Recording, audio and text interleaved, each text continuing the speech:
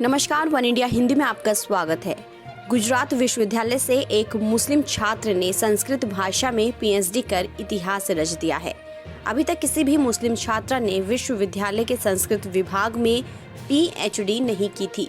मुसलमान होकर भी संस्कृत भाषा में पीएचडी कर सलमा कुरैशी सुर्खियों में बनी हुई हैं। 26 साल की सलमा कुरैशी गुजरात यूनिवर्सिटी से संस्कृत में पीएचडी करने वाली पहली मुस्लिम है। सलमा को गीता, पुराणों और हिंदू धर्म शास्त्रों में बचपन से ही काफी रुचि थी और इसलिए उन्होंने स्कूल के दिनों में ही संस्कृत भाषा में दिलचस्पी दिखानी शुरू की और आगे चलकर गुजरात यूनिवर्सिटी में पीएचडी के लिए 2017 में रिसर्च के लिए दाखिला लिया। बड़ी बात यह है कि सलमा की बहन भी संस्कृत में ही पीएचडी कर रही हैं। जानकारी के मुताबिक सलमा कुरैशी ने संस्कृत में भारत की शिक्षक विषय परंपरा के विषय पर रिसर्च की। उन्होंने अपनी थीसिस का शीर्षक पूर्ण नैषु निरूपिता शिक्षा पद्धति एकम अध्ययन रखा, मतलब पुराणों पर आधारित पढ़ाने की विधि।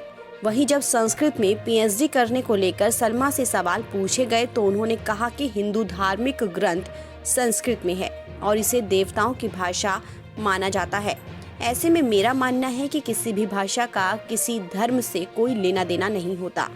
छात्रों को इतनी आज़ादी जरूर मिलनी चाहिए कि वो जिस भी भाषा में पढ़ना चाहते हैं उसे चुन सके। प्राचीन काल में शिक्षक शिष्य परंपरा के तहत छात्रों को समाज में सभी का सम्मान करना सिखाया जाता था, लेकिन वर्तमान प्रणाली में ये नजर नहीं आता।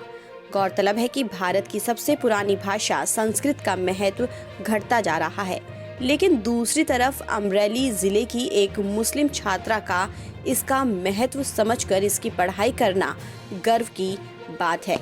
फिलहाल इस खबर में इतना ही। देश और दुनिया की तमाम खबरों के लिए आप बने रहिए वन इंडिया हिंदी के साथ।